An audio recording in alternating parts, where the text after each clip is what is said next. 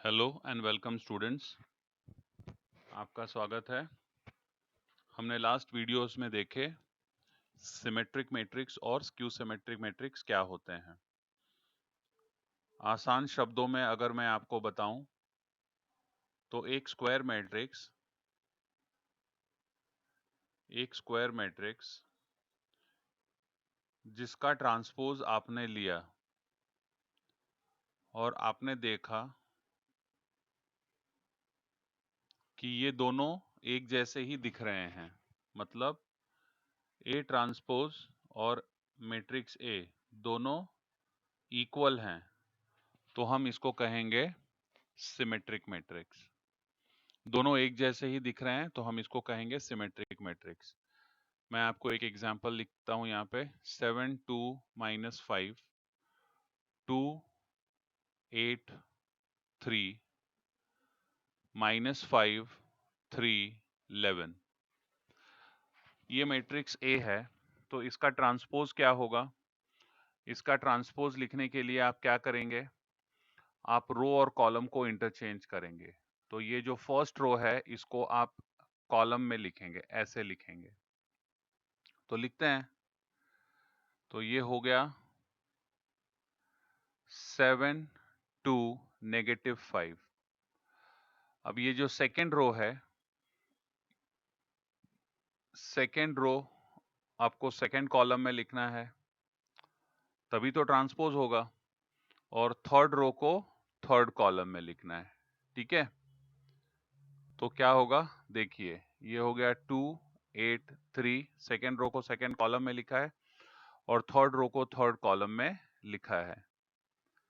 अभी आप इन दोनों को देखिए, आपने इसका ट्रांसपोज किया है, लेकिन ट्रांसपोज करने के बावजूद ये दोनों मैट्रिक्स एक जैसे ही दिखते हैं। सही है, तो इसको क्या कहेंगे?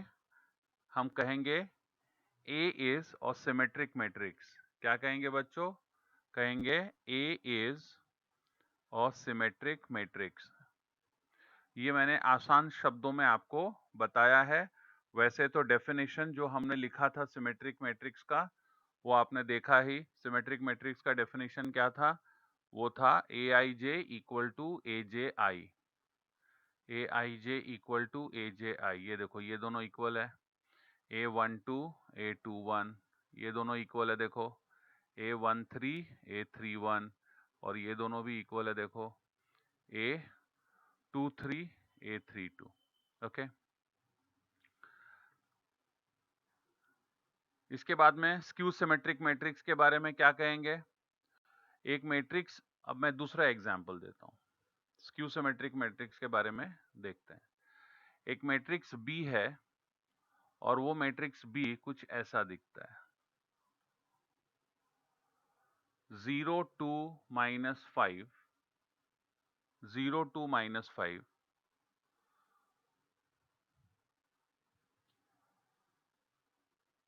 -2 0 7 5 -7 0। अब इसका आप ट्रांसपोज लिखिए, इस मैट्रिक्स का ट्रांसपोज लिखिए। तो बी ट्रांसपोज क्या होगा आप जानते हैं। आपको रोज और कॉलम्स इंटरचेंज करने हैं। तो जो फर्स्ट रो है वो फर्स्ट कॉलम हो जाएगा। तो ये हो गया 0 2 -5। जो सेकेंड रो है वो सेकेंड कॉलम हो जाएगा, -2 0 7। थर्ड रो थर्ड कॉलम हो जाएगा 5 -7 0। अब आप क्या करेंगे? अब आप देखिए, ये दोनों मैट्रिक्स एक जैसे दिखते हैं? नहीं दिखते हैं। ये दोनों मैट्रिक्स एक जैसे नहीं दिख रहे हैं। फर्स्ट रो में 0 2 -5 है, यहां पे 0 -2 और 5 है। मैं क्या करता हूं, मैं ये जो ट्रांसपोज मैट्रिक्स है, इस मैट्रिक्स में से मैं नेगेटिव साइन बाहर निकालता हूं। इसको बोलते हैं नेगेटिव कॉमन लेना। तो अगर मैंने नेगेटिव साइन कॉमन लिया है, तो आपको मालूम है 0 को तो कुछ फर्क नहीं पड़ेगा, क्योंकि 0 जो है वो न्यूट्रल होता है। तो 0 में से नेगेटिव निकाला फिर भी 0 ही रहेगा। लेकिन -2 जो है वो +2 हो जाएगा और जो +5 है वो -5 हो जाएगा। अगर आपने पॉजिटिव नंबर में से नेगेटिव साइन कॉमन लिया है तो वो नेगेटिव हो जाता है। यहाँ पे ये -2 हो गया, ये 0 ही है और ये 7, ये 5 हो गया, ये -7 है और ये 0। अब आप इस मैट्रिक्स को देखिए, अब आप इस मैट्रिक्स को ध्यान से देखिए। किसकी बात कर रहा हूं मैं? जिसको हम बी ट्रांसपोज बोल रहे थे उसकी बात कर रहा हूं। आप देखेंगे कि नेगेटिव साइन कॉमन लेने के बाद में अब जो मैट्रिक्स हमें दिख रहा है, ये वाला मैट्रिक्स, अब जो हमें ये मैट्रिक्स दिख रहा है, ये मैट्रिक्स नेगेटिव साइन कॉमन लेने के बाद में, नेगेटिव बाहर ही छोड़ रहा हूं मैं, अब ये जो मैट्रिक्स दिख रहा है ये मैट्रिक्स बी है। तो मैं क्या बोल सकता हूं? मैं बोल सकता हूं B transpose is equal to negative B. क्या बोल सकता हूं मैं? B transpose equals to negative B. तो हमने क्या देखा? जब ए ट्रांसपोज, कोई मैट्रिक्स का ट्रांसपोज और वो मैट्रिक्स दोनों इक्वल है तो उसको सिमेट्रिक मैट्रिक्स बोलते हैं। और किसी मैट्रिक्स का ट्रांसपोज और वो मैट्रिक्स दोनों एक दूसरे के नेगेटिव हैं। देखो यहाँ पे A transpose equal to A है, लेकिन यहाँ पे B transpose equal to B नहीं है, नेगेटिव बी है। इसको बोलेंगे स्क्यू सिमेट्रिक मैट्रिक्स। क्या बोलेंगे? Skew symmetric. तो यहाँ पे हम लिख सकते हैं बी इज और skew symmetric matrix, skew symmetric matrix. बात समझ में आ गई? बहुत अच्छी बात है। अब हम आगे चलते हैं और नेक्स्ट पॉइंट को देखते हैं। ओके, देखिए यहाँ पे एक चीज और यहाँ पे लिखा हुआ है कि किसी भी मैट्रिक्स का डिटर्मिनेंट और उसके ट्रांसपोज का डिटर्मिनेंट इक्वल होता है। ये भी एक इंपॉर्टेंट पॉइंट है, आपको याद रखना है। किसी भी मैट्रिक्स का डिटर्मिनेंट और उसके ट्रांसपोज का डिटर्मिनेंट इक्वल होता है। कहने का मतलब ये है कि ये जो मैट्रिक्स है यहाँ पे, ये ए है और ये ए ट्रांसपोज है। अगर मैंने ए का डिटर्मिनेंट निकाला, मुझे कुछ नंबर मिला। फॉर एग्जाम्पल समझो मुझे नंबर मिला, उसको मैं अल्फा लिखता हूं। तो डिटर्मिनेंट ऑफ ए, मुझे नंबर मिला अल्फा, तो डिटर्मिनेंट ऑफ ए ट्रांसपोज भी अल्फा ही मिलेगा। ये एक इंपॉर्टेंट कॉन्सेप्ट है, आप याद रखिएगा। किसी भी मैट्रिक्स का डिटर्मिनेंट और उसके ट्रांसपोज का डिटर्मिनेंट इक्वल होता है। ओके, अब यहां पे देखिए नेक्स्ट पॉइंट है इक्वालिटी ऑफ टू मैट्रिसेस। ये बहुत आसान है, इसको जल्दी से हम लोग रीड कर लेते हैं। Two matrices A and B are said to be equal if number 1, order of A equals to order of B, and number 2, corresponding elements of A and B are same. तो दो matrix को equal कब कहेंगे? दो matrix equal तब होगा जब उन दोनों मैट्रिक्स का ऑर्डर सेम होगा। उन दोनों मैट्रिक्स का ऑर्डर सेम होगा। और दूसरा क्या? करस्पॉन्डिंग एलिमेंट्स दोनों मैट्रिक्स के सेम होने चाहिए। ऑर्डर सेम होना चाहिए और करस्पॉन्डिंग एलिमेंट्स दोनों एलिमेंट्स के सेम होने चाहिए। तो हम उसको क्या बोलेंगे? इक्वल मैट्रिसेस कहेंगे। जैसा कि मैंने अभी एक जो एग्जांपल दिया था आपको, उसमें आपने देखा कि ये दोनों मैट्रिसेस, ये जो दोनों मैट्रिसेस हैं ए और ए ट्रांसपोज, ये दोनों इक्वल हैं। इसीलिए तो मैं लिख सका, इसीलिए मैंने यहाँ पे क्या लिखा, ये दोनों मैट्रिक्स इक्वल है। देखो बीच में इक्वल टू साइन है। देखो इसका ऑर्डर 3/3 है और इसका भी ऑर्डर 3/3 है।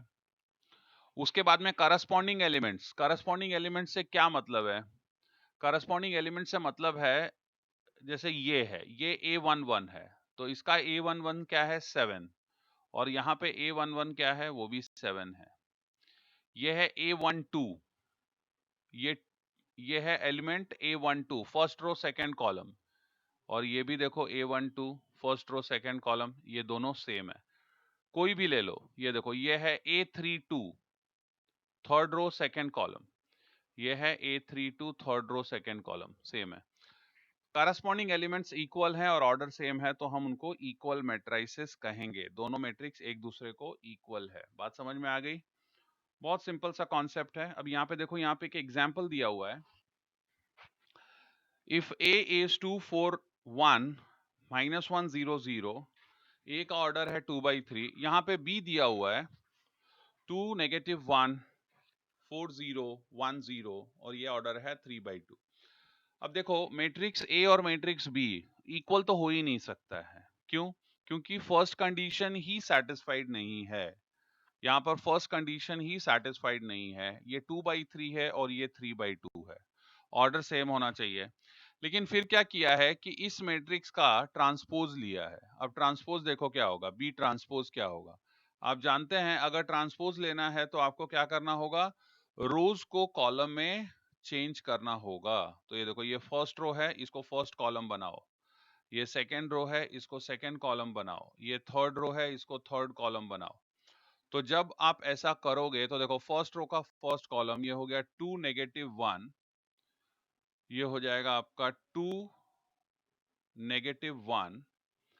सेकेंड रो को सेकेंड कॉलम 4 0, ये 1 0। अब देखो ये ऑर्डर क्या हो गया, ये ऑर्डर हो गया 2/3, पहली बात। और अब ये जो मैट्रिक्स आपको मिला है बी ट्रांसपोज मैट्रिक्स, इस मैट्रिक्स को ध्यान से देखो, इसके करस्पॉन्डिंग एलिमेंट्स ए को इक्वल है। देखो ए का ये 2 2 है, ये भी 2 2 है, ये 2 है और ये भी 2 है। A11 क्या है, 2, ये भी 2 है। A12 क्या है, 4, ये भी 4 है। A13 क्या है, 1, ये भी 1 है। देखो करस्पॉन्डिंग एलिमेंट्स इक्वल है। तो ये matrix matrix A matrix B transpose equal है। तो हम लिखेंगे A equal to B transpose. बात समझ में आ गई सबको? Very good. फिर से इसको रीड कर लेना, स्टार्ट से एक बार फिर से आप इसको देख लीजिए। Thank you.